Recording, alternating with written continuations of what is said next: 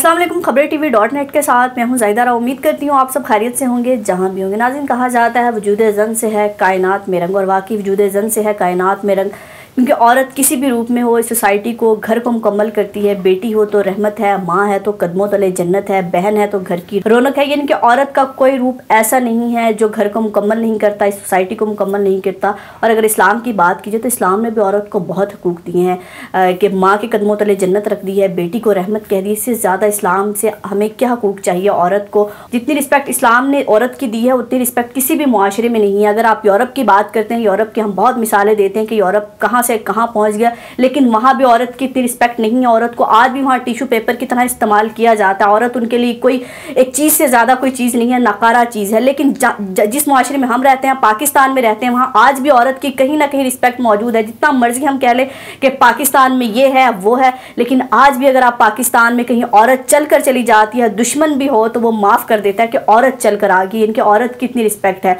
लेकिन यहाँ पर कुछ चंद खवातीन ऐसी भी हैं जिनको लगता है कि पाकिस्तान में औरत की रिस्पेक्ट नहीं है, पाकिस्तान में औरत को वो हकूक़ नहीं मिले जो मिलने चाहिए थे। पाकिस्तान में औरत अपनी मर्जी का लिबास नहीं पहन सकती, अपनी मर्जी की नौकरी नहीं कर सकती, अपनी मर्जी की शादी नहीं कर सकती।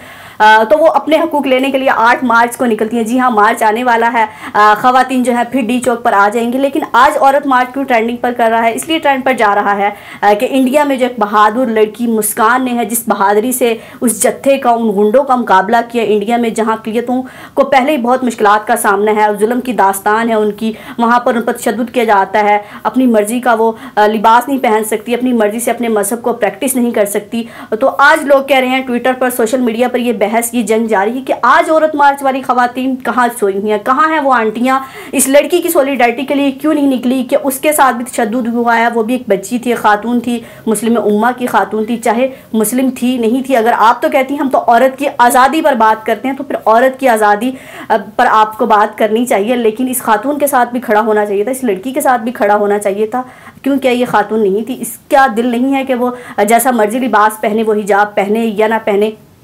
तो ये भी एक ट्रेंड कर रहा है कि आप, उन्होंने जो है एक स्लोगन उठाया हुआ है कि मेरा हिजाब मेरी मर्जी। क्या 8 मार्च में ख़वातीन ये स्लोगन उठाएंगी या नहीं उठाएंगी? बिल्कुल भी नहीं उठाएंगी। ये मुझसे लिखवा लें, ये नहीं उठा सकती। क्योंकि इसलिए नहीं उठा सकती क्योंकि यहाँ पर फहाशी के अड्डे बनाना चाहती हैं पाकिस्तान में। ये औरत को वो आज़ादी देना चाहती हैं कि हमें कोई पूछने वाला ना हो, बेलगाम मुआशरा हो, और औरत जो है बेरावरी का शिकार हो जाएगी। खातून, अगर आप चले जाएँ औरत मार्च में, मेरा भी एक दफ़ा जाना हुआ था और मैंने लोगों से बात करने की कोशिश की, और वहाँ औरतों से जो उनके मसले मसाइल, ये मसले मसाइल नहीं थे कि हमें नौकरी नहीं करने दी जाती, हमें अपनी मर्जी से शादी नहीं करने दी जाती, हमें जायदाद में हक नहीं दिया जाता, जो एक्चुअली पाकिस्तान में कहीं ना कहीं ये मसले हैं। आज भी औरत को जायदाद में हक बड़ी मुश्किल से मिलता है, लेकिन वहाँ पर मसले ये थे कि हमें 6 बजे के बाद घर से बाहर नहीं निकलने दिया जाता, हमारे हॉस्टल्स बंद कर दिए जाते हैं, और मेरी मर्जी, मैं जितने मर्जी बच्चे पैदा करूँ, मुझे अपनी मर्जी से बच्चे पैदा नहीं करें। यानी कि ये वाले मसाइल उनके वो मसले नहीं हैं जो पाकिस्तान में औरतों के मसले हैं। तो फिर यहीं से हमें समझ लेना चाहिए कि इनका एजेंडा क्या है, इनको फंड कौन करता है, ये चलाने वाले कौन लोग हैं। हर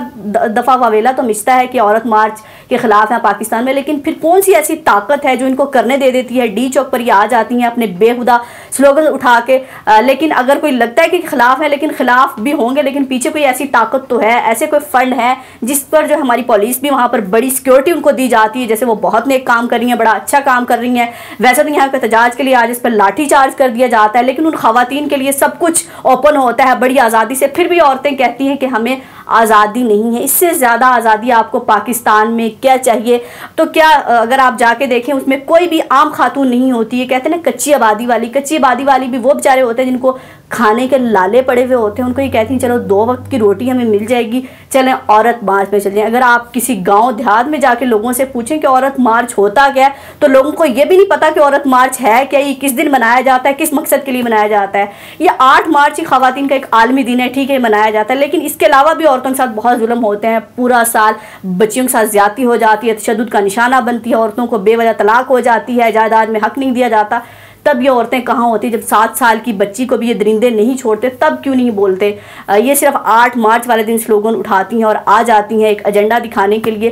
तो ये तो पाकिस्तानी हुकूमत को, पाकिस्तानी इदारों को देखना चाहिए कि कौन लोग हैं ये। कोई इनके अंदर ही कोई भेड़ें तो नहीं, कोई ब्यूरोक्रेट, सियासतदान के बड़े बड़े लोग जिनको कोई रोक नहीं सकते, जिनकी बेटियाँ, जिनकी बीवियाँ अब रोड पर आ गई, उनके पास नेशनैलिटी भी अगर आप देखा जाए तो उनके पास बाहर की होती है, उन्होंने झंडे भी बाहर के उठाए हुए होते हैं, पाकिस्तान के नहीं।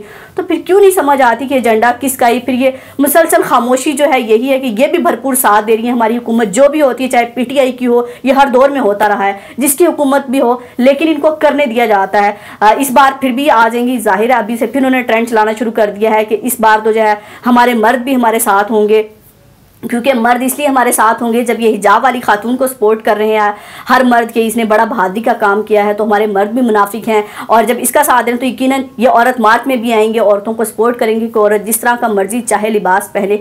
मर्द मुनाफिक नहीं है, मेरा ख्याल से तो हमारी औरतें मुनाफिक हो चुकी हैं, इसलिए मुनाफिक हो चुकी हैं कि हम औरत कार्ड भी इस्तेमाल करना चाहते हैं, मर्दों के बराबर हमें हुकूक भी चाहिए। जब हम कहीं बिल जमा कराने जाते हैं, लाइन में लगे हुए होते हैं, तो हमारा दिल करता है कि कहते हैं कि मर्द को पीछे कर दे, लेडीज़ फर्स्ट, लेडीज़ जो है पहले बिल जमा कराए, मर्द का क्या खड़ा रहेगा।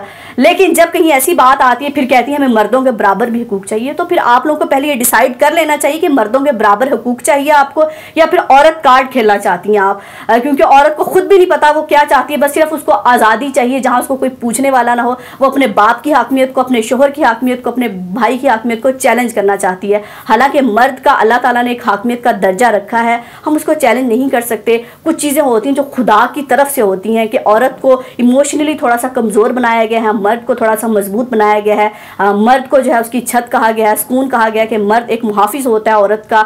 अगर मर्द आपकी ज़िंदगी में नहीं होता तो बाप अगर आपकी ज़िंदगी में ना हो, मेरा ख्याल है जो लड़कियां निकलती हैं उन्होंने क्या कभी अपने बाप का चेहरा नहीं देखा कि बाप ने अपनी बहुत सारी ख्वाहिशें नहीं पूरी की होंगी, सालों साल ईद पे कपड़े भी नहीं बनाए होंगे कि मेरे बच्चों की ख्वाहिश पूरी हो। ख़ासतौर पर बेटियाँ तो बाप के बहुत करीब होती हैं कि बेटी का कोई दुख बाप नहीं देख सकता, लेकिन उसी बाप के ख़िलाफ़ आप निकल आई हैं, उसी की हाकमियत को चैलेंज करने निकल आई हैं, उसी के कल्चर को, उसकी रवायात को तोड़ने आ गई हैं कि नहीं हमें तो और आज़ादी चाहिए, हमने इस सोसाइटी में जितना हम बिगाड़ ला सकते हैं हमने लाना है। तो खुदारा होश के नाखून लीजिए जो लोग इनको करने देते हैं, जो इदारे जाहिर है किसी की इजाज़त से आती हैं, ये हर ऐसे वो जाके नहीं बैठ सकती। इस्लामाबाद के डी चौक में पता नहीं पूरे पाकिस्तान से औरतें आई हुई होती हैं, तो इनको भी देखना चाहिए कहाँ से फंडिंग होती है, क्यों आती है, इनका एजेंडा क्या है, और जो ख़वातीन इनमें बैठी हैं उनका किस बैकग्राउंड से ताल्लुक़ है, उनका किसी आम घराने से ताल्लुक़ है, किसी लीड क्लास से है, किसी सियासतदान से है, किसी ब्यूरोक्रेट से है, किसी आला हुकाम से है, जिसको आप छेड़ नहीं सकते, छेड़ेंगे तो पंगा हो जाएगा, इसलिए आप जो वो करना चाहती हैं उनको करने देते हैं। तो फिर लेकिन जो आम खातून है यहाँ पे सोसाइटी में, उसका भी जीना यहाँ पर हराम हो जाता है जब ये औरत मार्च वाली ऐसे स्लोगन घटिया इस्तेमाल करती हैं। उन औरतों का चेहरा भी ख़राब होता है जो इज़्ज़त से अपना काम करती हैं और वो चाहती हैं कि हम घर की चार दीवारी के अंदर रहें, हमारे सर पर जब बाप का साया हो, शोहर जो है हमारे पर हाकमियत करे, भाई हमारा मान हो, तो उन लड़कियों के लिए कहीं ना कहीं ये ज़िंदगी तंग कर देती हैं। क्योंकि वो इसलिए ज़िंदगी तंग हो जाती है क्योंकि जब इस सोसाइटी में इस तरह का बिगाड़ देखते हैं तो आपके जो मुहाफिज होते हैं, जो आपके घर के मर्द होते हैं, वो नहीं चाहते कि आपकी औरत जो है इस तरह से निकले। अगर वो जॉब करेगी तो हो सकता है ये भी ख़राब हो जाए। तो अगर आपने औरतों के हक़ के लिए काम करना है तो खुदारा फिर ऐसी लड़कियों के लिए भी बोला करें और ऐसे काम करें जो वाकई ख़वातीन के मसाइल हैं आज भी, कि बच्चियों को नहीं पढ़ने दिया जाता, कि गांव में अपनी मर्ज़ी की शादी जो इस्लाम ने कहा हक़ है वो नहीं दिया जाता, जायदाद में हक़ नहीं दिया जाता। तो इन मसलों पर बात करें, ना सिर्फ ऐसे एजेंडों पर कि घटिया से एजेंडे जो मसले नहीं हैं हमारे, वो सिर्फ एक फहाशी हो सकती है, वो मसले नहीं हो सकते। अपना और अपने प्यारों का बहुत ख्याल रखिएगा, हमें दुआओं में याद रखिएगा। अल्लाह हाफिज़।